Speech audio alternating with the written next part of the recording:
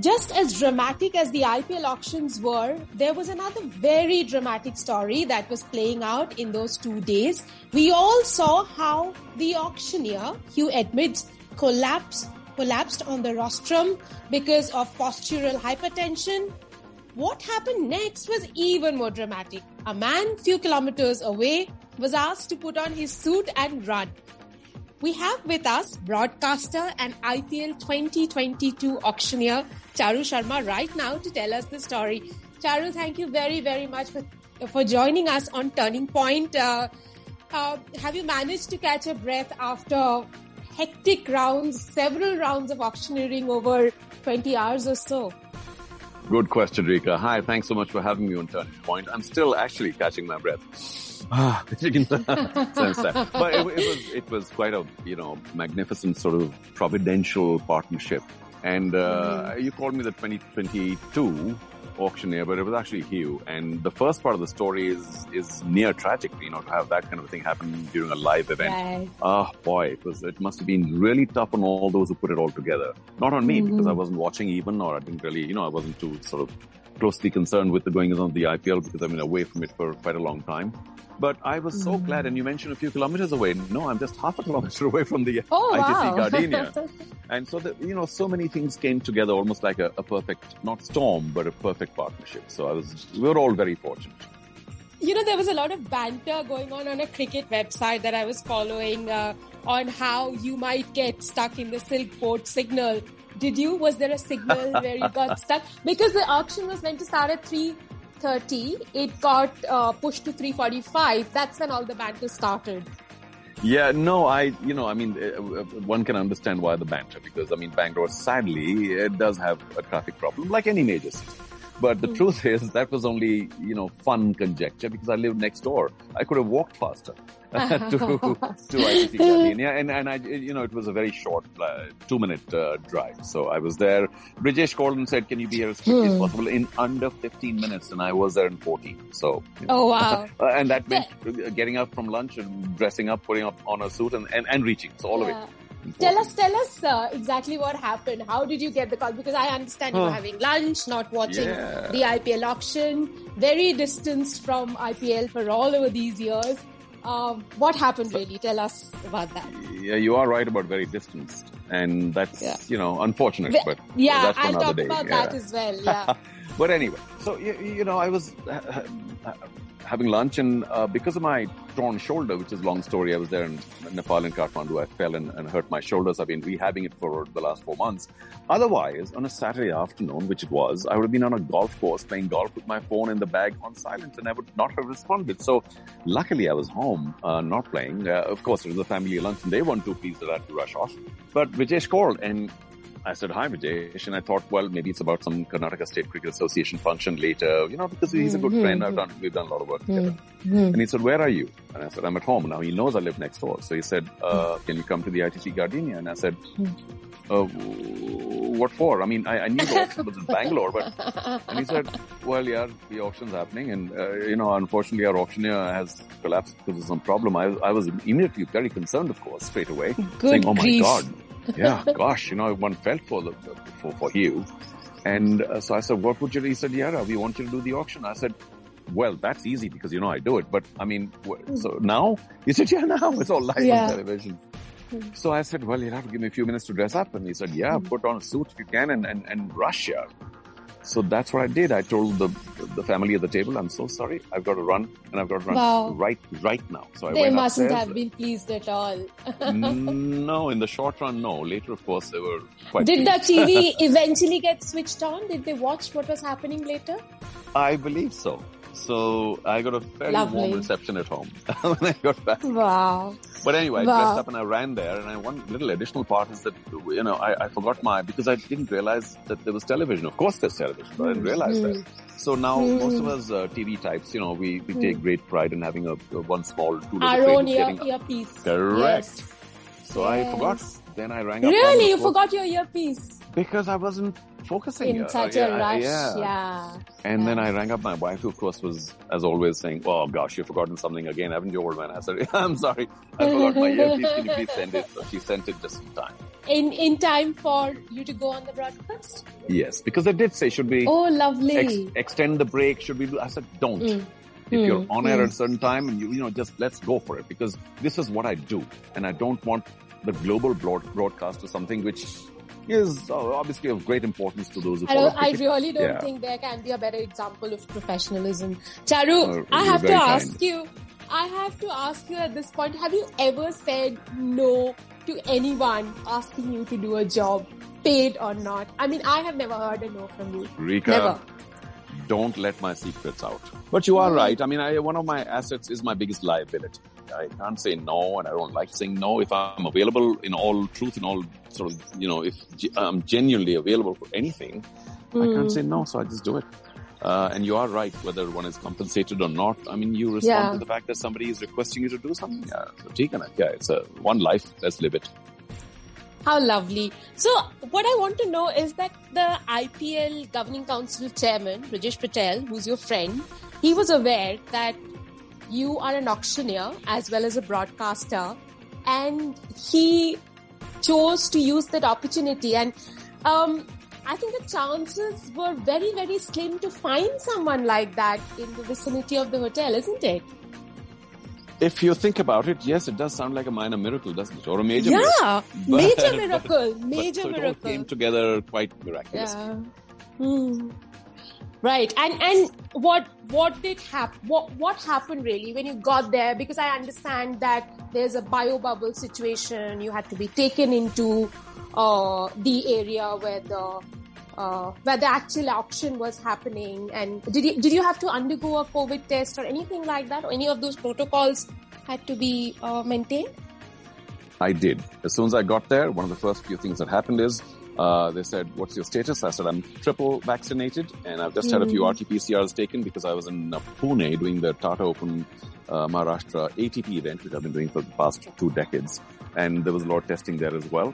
So I'm recently tested. I'm triple vaccinated. I'm clear and free of any COVID kind of thing. So I'm ready to roll. They said, no, we still have to have a protocol thing. And so some person in a hazmat suit came and they kind of did my COVID test. And they said, if you're ready, I said, I'm ready. And of course, I couldn't possibly wear a mask. Some people were in the room, but as an auctioneer, I couldn't. So I said, everybody, please don't mind. And remember, of course, I was alone on the podium. So it wasn't like I was sort of very close to people. And considering the situation, I'm glad that it was something that we could dispense with. I couldn't possibly be quarantined for 3 days to carry on with the life. Yeah. So, Charu, you said that you were not watching the auction. But when you got there, were you made aware of you must have been made aware of the fact that they were in the middle of bidding the Sri Lankan cricketer, Vanindu Hasaranga. But any other brief that you got? Because as broadcasters, we do a lot of research before we go on air. Here, you had absolutely no time. Well, yes, I didn't. But I don't want to in any way belittle or underemphasize the role of an auctioneer, but it basically is a flow. There's a system to it, and there's an auctioneer's book which was handed over to me, which is just name by name and category and this and that, with the few details that one needs. And remember, this is an auction where people know what they're in for. I don't have to pump anybody up. I don't have to push anybody beyond just the simple bidding. And I wasn't, the one who was going to read out the details of every player. That's all known to everybody. It's on the screen. So in that sense, it's a very elementary job, but one just understood the boundaries of it and realized where we were. And I said, listen, don't delay, because we owe the rest of the world a quick resumption. I understand what's going on. I'm a professional auctioneer. I will take care of this. Now that you've told me where we are and what needs to follow, till the next break, let's just go right now and not take more time. And of course, there was an additional element. Rajesh was there. He handed me over to Hemang Ami, who's the CEO. And so he briefed me on what was what. And like I said, an auction does follow a pattern. It's not wild. And I said, good, I'm ready for it, And then, of course, Dave, who's the BCCI producer, doing the television part of it, whom, of course, I know for a very long time. He's a young colleague of mine. And he also said, great to have you because, wow. If one thing I do know a bit of is television and sport. So it just took me 2-3 minutes with him saying, what are the protocols? Where's my camera? What do I need to, how do I come in? How do I go, etc., etc. Okay, done. All right, let's go. So, and we were up there in 2-minute warning, 1 minute, and then we were off. And how long was it before you took the next break? Because I saw it went on and on and on for a very long time because the break previously was very long. So they had to make up for it. True. There were short breaks, sometimes I can't remember how many, but, so I'd get told in my ear, all right, time for another break after 5 minutes or after this player or whatever it is. And we'd go for a break or after a certain category. But those are all simple elementary things, Rekha. I mean, this is what we do here. This is who we are. Okay, now let me ask you the challenges that you faced during the process because here you came in completely, let me put it this way, unaware of what's going to be before you. And hence there must have been certain challenges. Of course, I'm not talking here about your physical discomfort because you have a torn shoulder, wearing that suit, standing there for over 10 hours each day. That must have been difficult physically, but apart from that, just putting it all together. Well, yeah, I mean, I don't want to overdo the sportsman bit, but, I can't profess to be a sportsman and have a problem with this kind of physical challenge. So it was uncomfortable, but that was the least of it because the one thing that auctioneering does require is a great deal of focused concentration on each bid, on each team and stuff like that. So, that focus requires a lot of, I think, adrenaline kicks in to make sure that you're kind of right up with it and your mind's buzzing. The only challenge, if I can use that term since you used it, I think, is the very delicate balance. And there is no one universal time code. The very delicate balance between how long to wait for the next bid because you've got to keep gently pushing but also not pushing too hard because these are all, this is a very major deal. I mean, there's so much money on the line. There's so much hope and expectation in such a global event and all these teams are all made up of very, people with high equity and reputation. So how much generosity does one show to the increasing of the bid, to the increments? And so that careful balance is the only thing that you have to be extremely aware of. And one did so with one's best ability, to one's best ability. And also,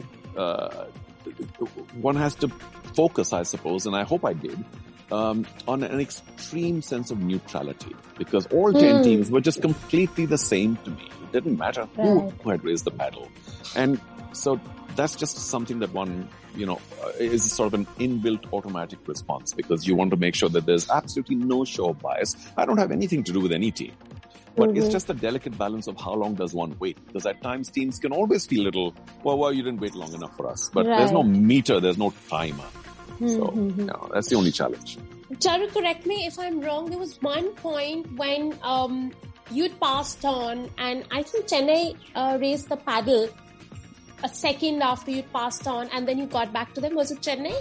Or was it another? And a player got sold for 20 lakh rupees. Yes, so it was done. Chennai, You're right? paying attention. Well done. Yes, it was. So, so there are certain norms in auctioneering. And I'm not saying these are huge universal And the player norms, got sold, right? Yes. 20 lakh rupees, So you do, I mean, I did make a big show and in terms of words as well as sight of going around the room several times before I passed the player. So it wasn't that, I wasn't paying attention because that's what it's all about. But I did sort of bring the hammer down and there was no obvious raising of the paddle till a microsecond later. Yeah. Now this was much later in the auctions and these were players who were being sold for base prices and I did say, well, listen, I did bang the hammer down and I didn't see your I must tell you that the camera was not as fast as you were. but if there's no objection from any other team, then for the sake of the player, I would like to accept Chennai's late bid. And everybody said, I mean, they indicated there was no problem. And I said, in which case, as a departure from norm, I'm happy to accept your initial bid, which is also the high bid, and the player number XYZ goes to you. So I have no love lost for the player or the team or whatever. There's no bias. It's just that, it would have come up later anyway. And if any team had indicated that we would also like to be in the bidding, well, then the bidding would have started. So I'm just glad for the player. I don't remember who it was. I mean, no disrespect. But if some team wanted somebody when nobody else was bidding and it came half a second later after a pass hammer, then I was happy to go back, and as long as nobody objected, that was, I think, perfectly within all normal limits of auctioneering. I'm glad you remember, though. And good for the player. I was actually looking at it with great intent all through all the 18 hours of auction. Charu, I have to ask you at this point, you got back to IPL almost after 14 years, if I'm not mistaken. Did you miss it at all? Though you've been on my shows and several other shows, commentating on games, but IPL as such. Well, I've had plenty of other assignments in the meantime. I've had the good fortune of utilizing all my experience in sporting equity into the making of other leagues as well. So there's been a very happy contribution to the world of sport, if I may be a little immodest. But to answer your question, or before I answer your question, what do you think my answer will be? That you missed yourself? Hugely.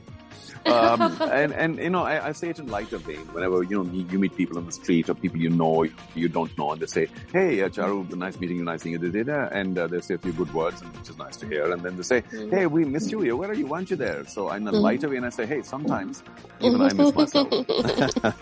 But, it is a big deal. It's a big global kind of, cricket event, and cricket's so big enough part of the world that to not be a part of it, despite being a very, what word eminent broadcaster, let me put it this Rika, way. That's one of the most eminent broadcasters in our country, right. yes. Okay, stop.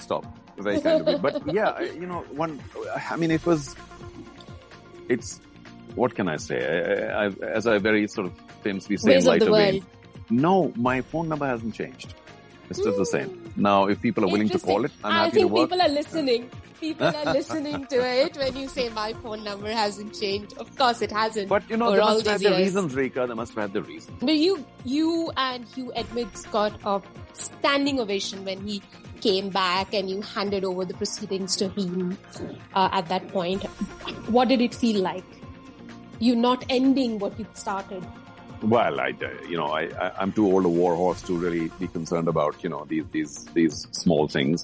But it was nice to see that he was well and that he was, okay and medically fine. And I was only too happy to hand it over because I was only a stand-in. I might have stood in for 95% of it, but I was still a stand-in. So I said, welcome back, Hugh. You please finish it off. And that was the plan anyway, because we'd kind of discussed how he would be brought back and how we would kind of, sort of get him back to finish it all off. And it was fine by me. I'm glad he said a few good things, and so did many others. And I made a silent, graceful exit, and I got home again straight away. Okay. Now I have to ask you this question because a lot of people have asked me to throw this question at you, and they want to know: will you be back in the IPL next year or sometime around, either as an auctioneer or in any other role? Why next year? Why not this? Yeah, so that's what they the want IPL to is still know. to happen this year. Well, hey, Yes. listen, I mean, what can I say? Please, look up to the heavens and thodi si dua dijiye, send me your blessings, send me your warmest wishes, and maybe people at the IPL or BCCI or Star or whoever's responsible, if they are happy to have me back in the role that I've performed at the highest level for all these channels for so many years, I would be most pleased. But we don't know. I mean, and I say this with due respect to Richard Madley, who did it earlier, and Hugh Edwards, whom I know, and all the rest of the auctioneers. We're a small band of people. If they want to have whoever they want to have, that's fine. It's their prerogative, It truly is. And why did Brijesh not have me there? Maybe he was just following the tradition that was set of pulling somebody from somewhere but this is what I do, and we'll see where it leads us. I mean, at this stage of my life, I was never ambitious, Rika, if I can say that myself, with all humility. But what comes my way, if the phone rings, I'm happy to do. And if it doesn't ring, we play golf, we play tennis, we hang out with friends, we shoot the breeze, we do a few NDTV shows, we do some Rika shows. Well, interesting learning for all of us broadcasters, Charu, and we are such in awe of you and your work that you did with the IPL. And I can't wait to hear you more on the mic And I hope everyone's listening. Thank you, Rika. Thank you. Thank and you good very luck much, Charu. with your podcast and with your life. All right. All the best. Thank you. Thank you, Charu.